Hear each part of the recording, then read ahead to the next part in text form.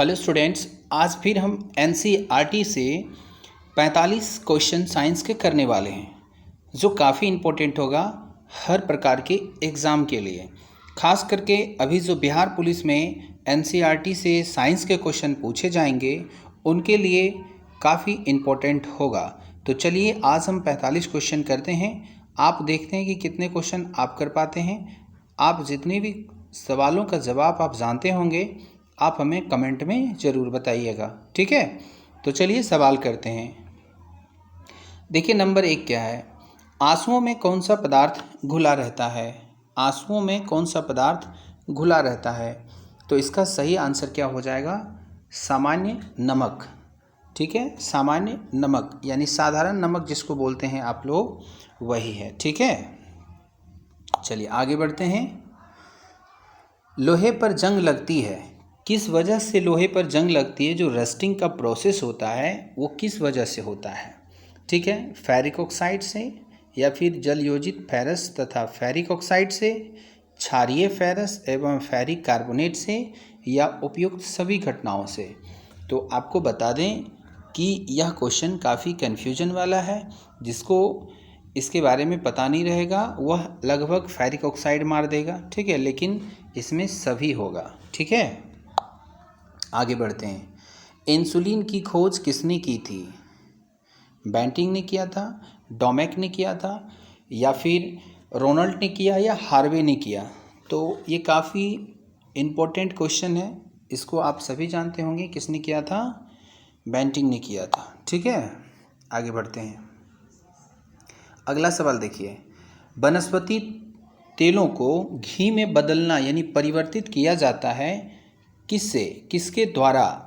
ऊष्मा उपचार द्वारा, या फिर हाइड्रोजनीकरण द्वारा, ऑक्सीजन द्वारा, या फिर एंजाइमों द्वारा। तो आपको बता दें कि इसका सही आंसर हो जाएगा, क्या होगा, हाइड्रोजनीकरण द्वारा बदला जाता है। ठीक है, अगला सवाल देखते हैं। निम्नलिखित में कौन सी एक मिश्र धातु है, जस्ता, स्टील, सीसा, एल्युमिनियम।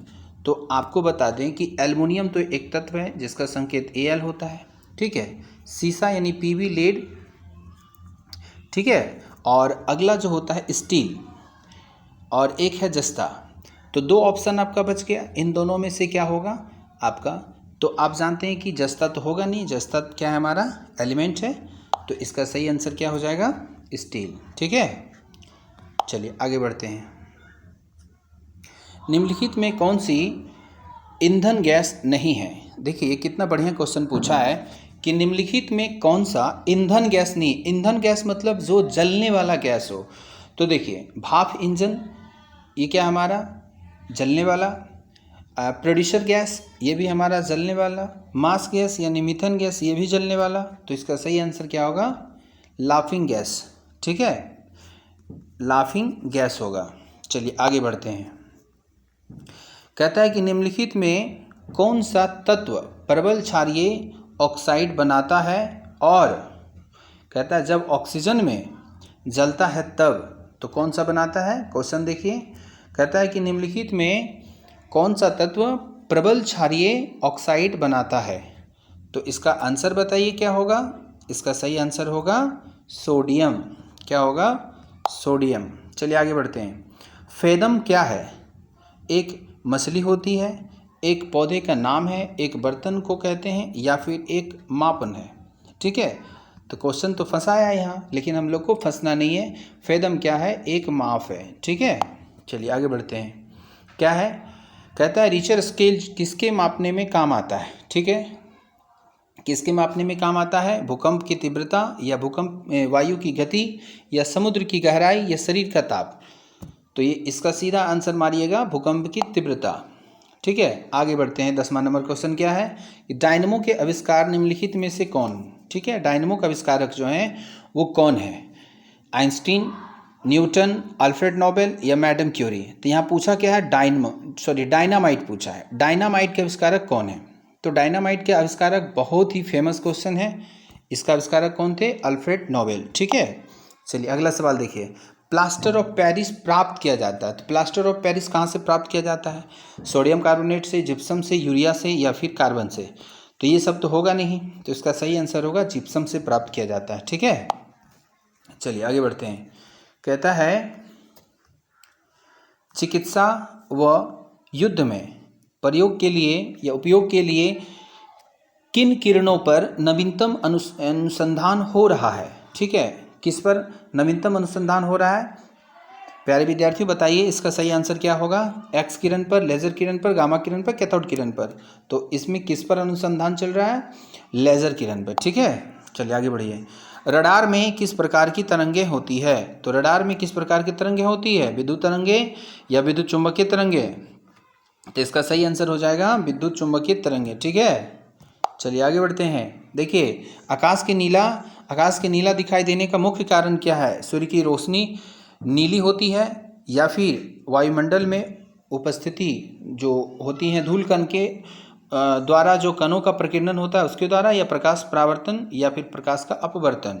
तो इसका सही आंसर क्या हो जाएगा, बी नंबर। ठीक है, चलिए आगे बढ़ते हैं।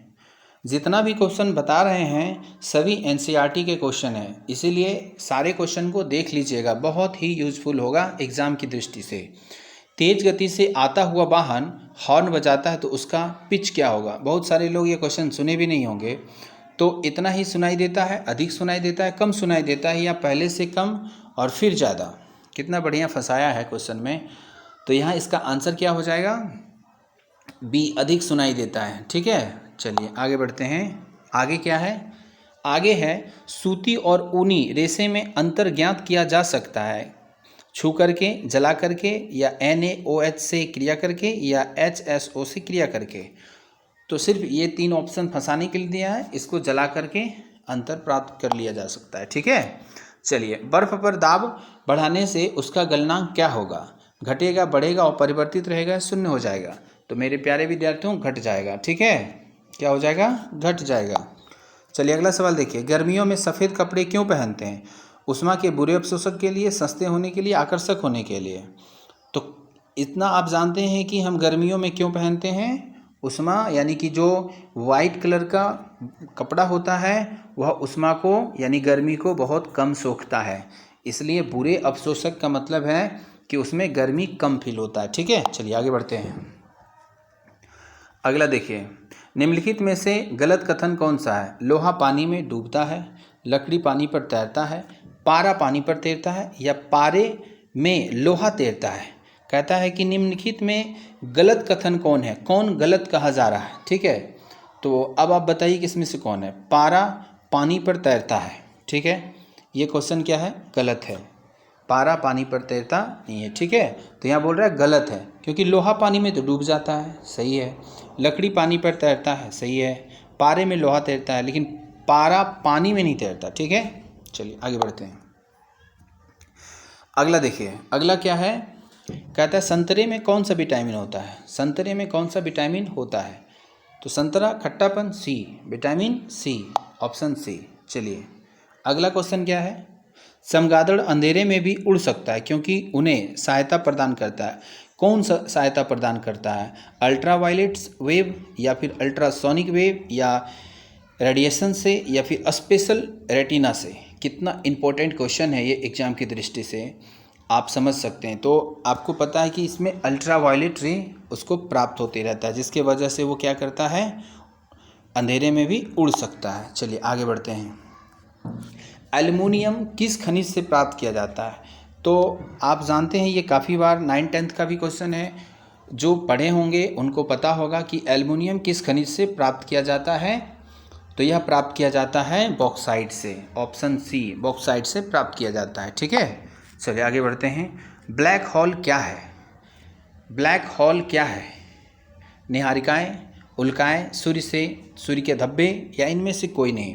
तो ब्लैक होल काफ़ी फेमस क्वेश्चन है। ठीक है, इसका आंसर क्या होगा, इनमें से कोई नहीं। चलिए आगे बढ़ते हैं। जल में अस्थायी कठोरता का कारण मैग्नीशियम कार्बोनेट, कैल्शियम क्लोराइड, या फिर जिंक क्लोराइड।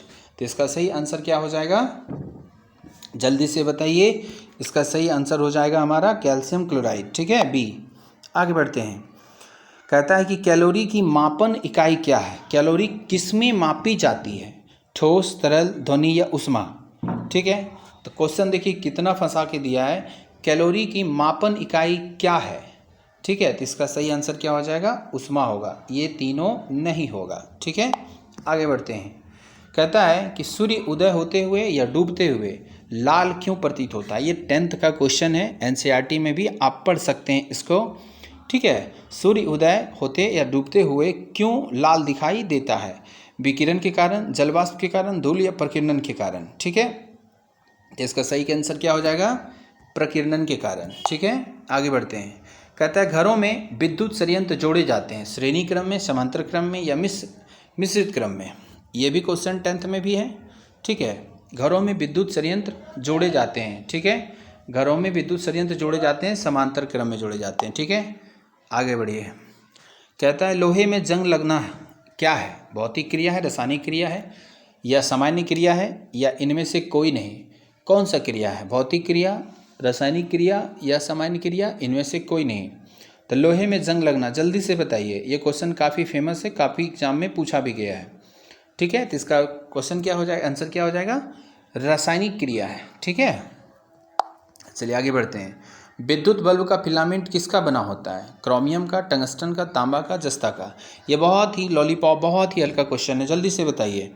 तो क्या हो जाएगा इसका आंसर, टंगस्टन का फिलामेंट बना होता है। ठीक है, अब कहता है केतली में पानी गर्म किसके कारण होता है, चालन के कारण, यानी कि वो अपना कंडक्शन करता है, या फिर कन्वेक्शन करता है, रेडिएशन करता है, या फिर कंडेंसेशन करता है, यानी चालन, संवहन, विकिरण या संघनन।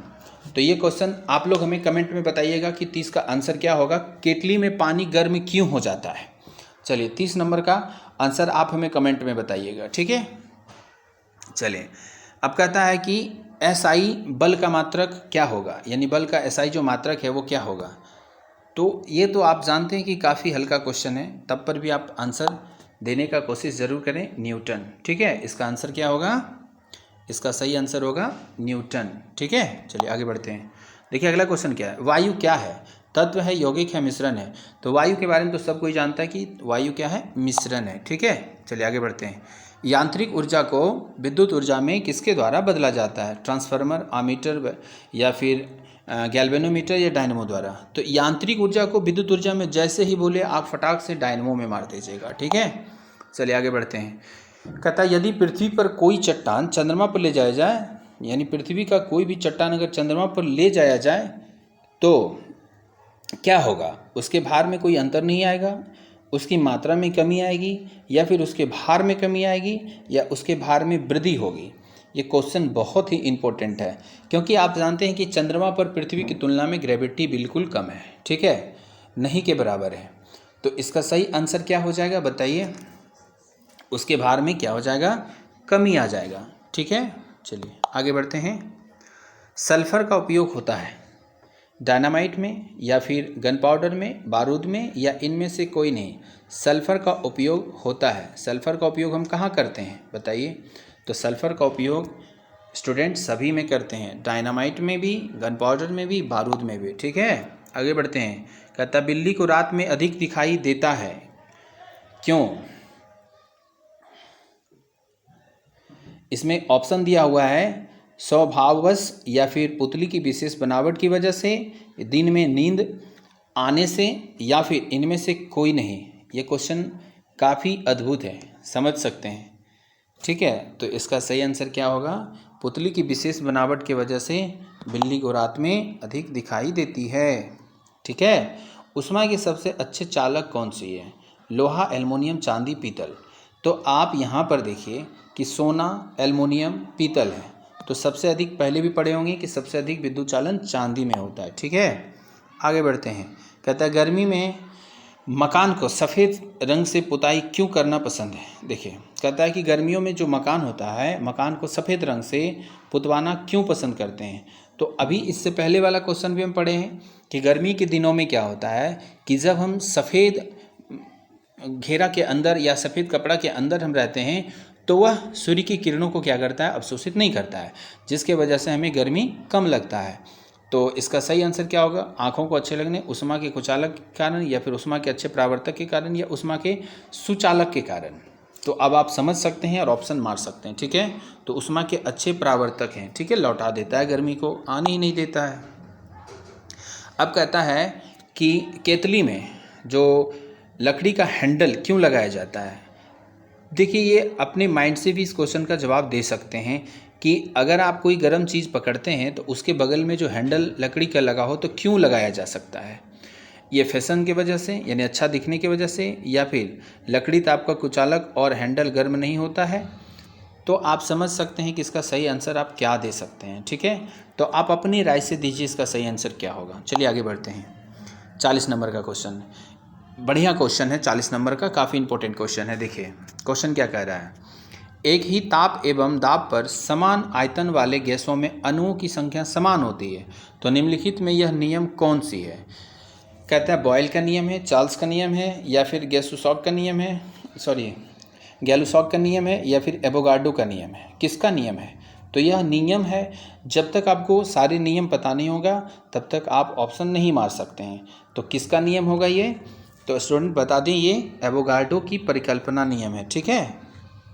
चलिए आगे बढ़ते हैं। कहता है वायु गैस का मुख्य अवयव क्या है। ईंधन, इथेन, अमोनिया, मीथेन या एथिलीन। तो वायु गैस पूछा है, तो वायु गैस का फटाक से मारिएगा मीथेन। क्या मारिएगा, मीथेन, ठीक है। चलिए 42 नंबर क्वेश्चन क्या है। जब हम वायुमंडल में ऊपर की ओर जाते हैं तो क्या हो जाता है। ताप कम हो जाता है, दाब बढ़ जाता है। ताप बढ़ जाता है, दाब कम हो जाता है, या ताप तथा दाब दोनों बढ़ जाता है, या दोनों घट जाता है।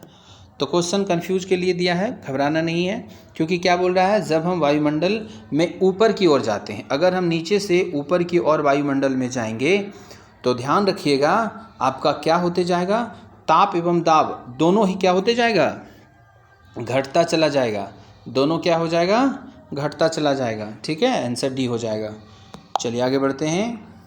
नेत्र के लेंस में फोकस दूरी किसके द्वारा सही रखी जाती है। देखिए क्वेश्चन कितना अच्छा कह रहा है कि नेत्र के लेंस में फोकस दूरी है वो किसके द्वारा नियंत्रित रखी जा सकती है। रेटिना के द्वारा, आइरिस के द्वारा, सिलियरी मांसपेशियों के द्वारा, कॉर्निया के द्वारा। तो ये क्वेश्चन 10वां आप 10th के बुक में भी देख सकते हैं, ठीक है। तो इसका सही आंसर क्या हो जाएगा, सिलियरी पेशियों के द्वारा ही हम अपने नेत्र लेंस में फोकस को नियंत्रित करते हैं। चलिए आगे बढ़ते हैं। मेरा 44वां नंबर क्वेश्चन है। 44 नंबर का क्वेश्चन देखिए, कहता है कि सूखी बर्फ़ होती है, क्या होती है, ठोस मोनोऑक्साइड, ठोस कार्बन मोनोऑक्साइड, या फिर ठोस कार्बन डाइऑक्साइड, सल्फर डाइऑक्साइड, या फिर हाइड्रोजन। तो ये तो बहुत ही हल्का क्वेश्चन है, इसको फटाक से मारिएगा क्या, बी नंबर के, कार्बन डाइऑक्साइड को, ठीक है, शुष्क ठोस बर्फ कहा जाता है। चलिए आगे बढ़ते हैं। 45वां नंबर और हमारा लास्ट क्वेश्चन है। अगर हमारा क्वेश्चन अच्छा लगे आप लोग को तो हमारा सपोर्ट कीजिएगा। क्वेश्चन आपके लिए हम बहुत छाँट के लाते हैं, बहुत चुनिंदा क्वेश्चन लाते हैं जो एनसीईआरटी से रिलेटेड रहता है, ठीक है। साधारण कहता है नमक का वैज्ञानिक नाम क्या है। साधारण नमक का वैज्ञानिक नाम, सोडियम सल्फेट, सोडियम क्लोराइड, या फिर सोडियम बाइकार्बोनेट, या अमोनियम क्लोराइड। तो इसका सही आंसर क्या हो जाएगा, एकदम फेमस क्वेश्चन है, इसका सही आंसर हो जाएगा सोडियम क्लोराइड, बी नंबर, ठीक है। तो अभी हम 1 से लेकर के 45 एनसीईआरटी के जो साइंस क्वेश्चन थे वो आप लोग को हम बताने का कोशिश किए, और आगे से कोशिश करेंगे कि जो 45 के बाद भी क्वेश्चन पूछा जाएगा वो कैसे कैसे क्वेश्चन आएंगे, उसके तैयारी में हम अभी लग जाएंगे आप लोग के क्वेश्चन तैयार करने के लिए। तब तक हमारे इस वीडियो को शेयर करें और हमारे दिए गए सवाल का आंसर आप कमेंट में ज़रूर बताइएगा, ठीक है। मिलते हैं अगले क्वेश्चन में, तब तक के लिए वीडियो देखने के लिए आपको धन्यवाद।